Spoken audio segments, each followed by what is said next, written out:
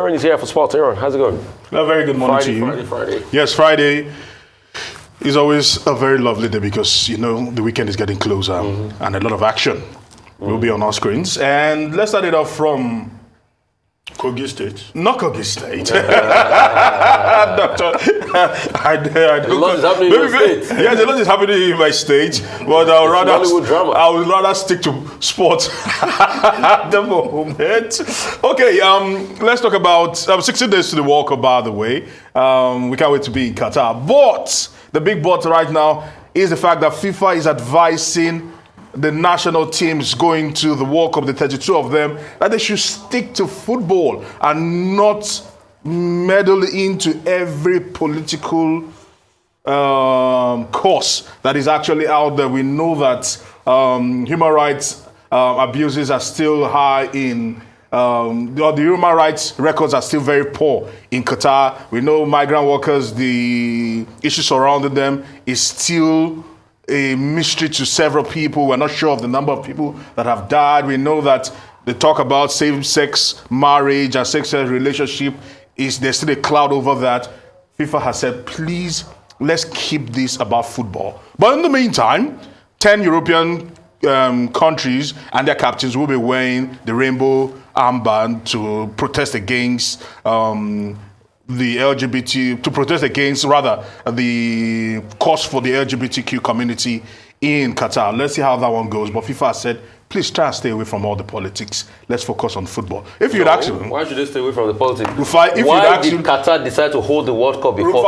It was for sport washing. So it's because Qatar wants to use this to boost their image. So let them talk about the issues. Well, if you still ask me, it's still about football, and except it is related to football, I think we'll be overstretching this. So Qatar loved football so much. That's why I decided to host the World Cup, Aaron. Please ask. So Qatar loved football so much. Ask Sepp Blatter that decided to actually award them. Now, away from that, the Europa League yesterday was quite interesting, understanding that there's been a new twist to the format of the Europa League. By the way, West Ham United are doing so well, winning 6 out of 6. That Manchester United also won their game against Real Sociedad, but they needed 2+ goals to be able to top that particular group. Other results that actually came in saw Sheriff beating Omaria. The rest, not forgetting the big one, was also Arsenal in the other game, in the late game, actually winning. And right now, Arsenal will be topping that particular group and going into the round of 16. AS Roma also were good on the day, 3-1 against Ludogorets. So kudos to them.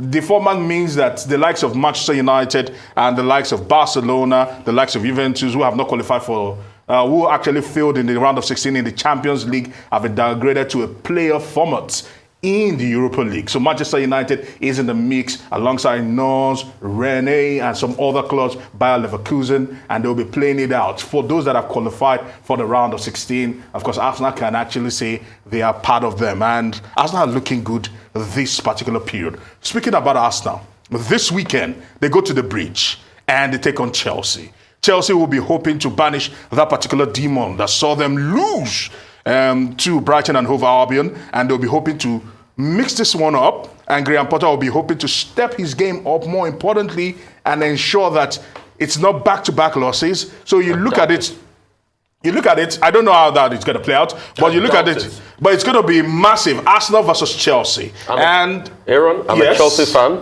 That Arsenal team will whoop Chelsea on the Bridge. I don't know about that. So it is first versus sixth.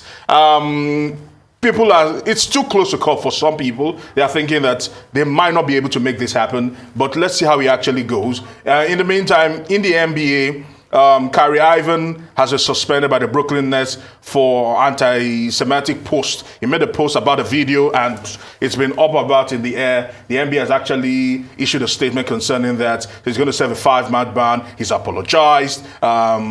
Kanye West, who also was involved in this whole anti-Semitism I think it was last week or some few days ago, also has hit out at Shaquille O'Neal. They've been having war of words over what is and what's not. We know that he's almost like a persona non grata right now, talking about Kanye West, but he still wants to stand behind Kyrie Irving. Kyrie Irving has always been walking that particular fine line, always on the controversy line, if you'd ask me, with the old anti-vax campaign that he went about. He said they lost $100 million. You'd be expecting him to put himself together, and this is actually happening. And finally, Gerrard Pique has made a very shocking announcement.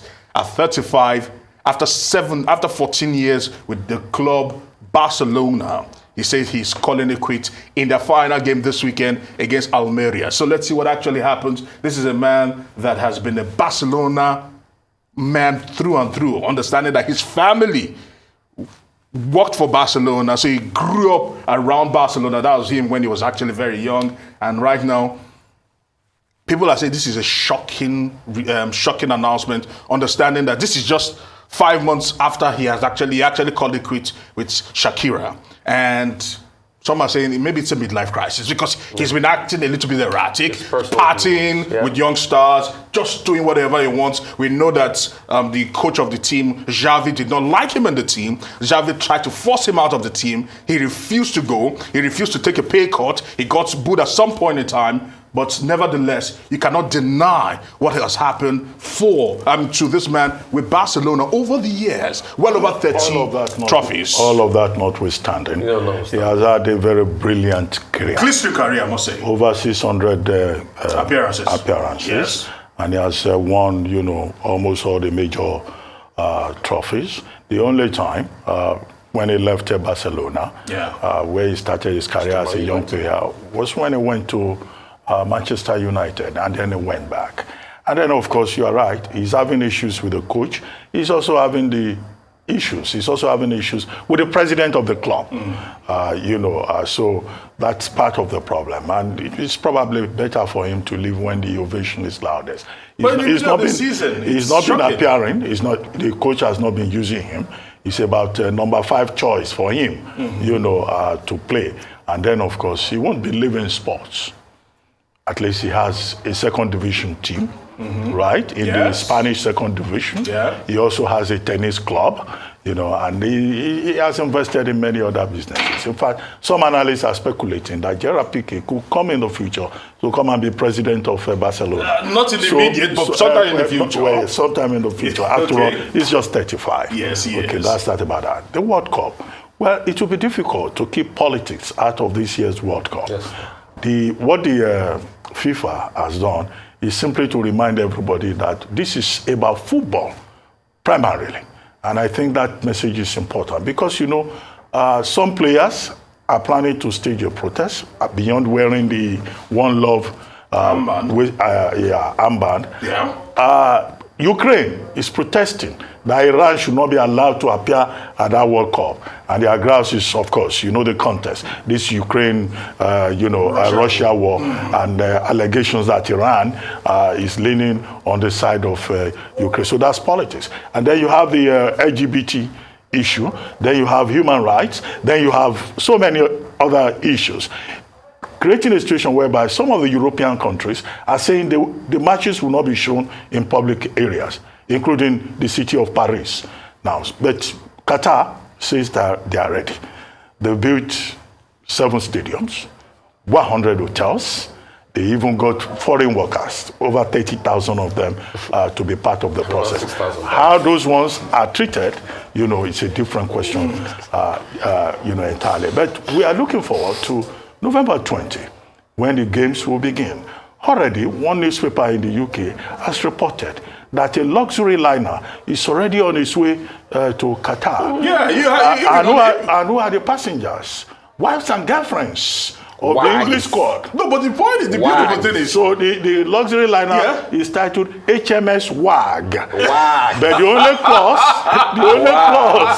is that the players will not be allowed to go near that luxury liner. Of course not.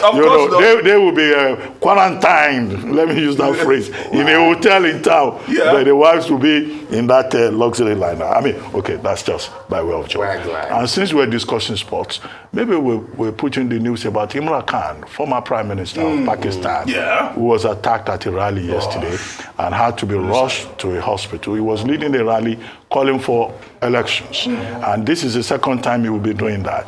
Well, the government has released one video in which one man confessed that Imran Khan's supporters say no, they don't believe that this was an assassination attempt by the government. But we wish him well. Yes. He may undergo surgery, we're told, but we're told that he's in a stable condition. But this international cricketer, superstar, Oxford graduate, and who made it good in sports and who went into politics. Yeah. He promised New Pakistan, they couldn't deliver New Pakistan. First Pakistani prime minister to be taken out via a vote of no confidence. Mm-hmm. But of course, his contributions to cricket will never be forgotten. No. I mean, you can't forget Imran Khan's contribution to cricket, just like I say, of other great cricketers, like the Sachin Tendulkars of this world and all of that.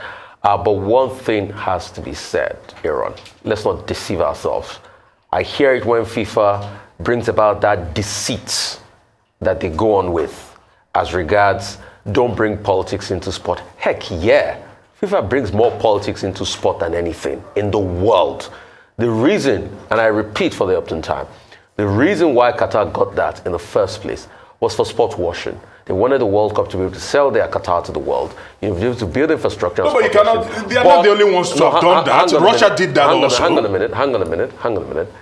And you cannot say people too that want to bring their concerns forward should shut up.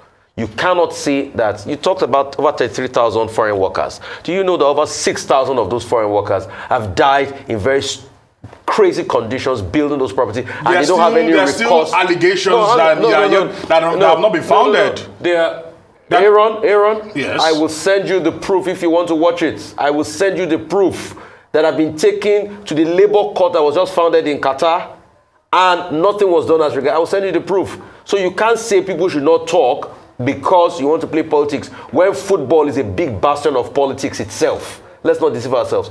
Concerning Chelsea v Arsenal. I'm a Chelsea fan, Aaron, but I won't lie to you. That Arsenal team will beat Chelsea in Stamford Bridge if K is not taking. The worst that will happen will probably a draw. If Graham Potter wins, I'll be surprised. I don't expect anything from Graham Potter this season. No, but he's been doing well. He's only lost once this season. I don't know why the Chelsea fans have been giving him a huge stink. Well, thank you very much. I don't know. Thank you, Aaron. We'll see. Chelsea versus Arsenal. We'll see. We'll see. Okay.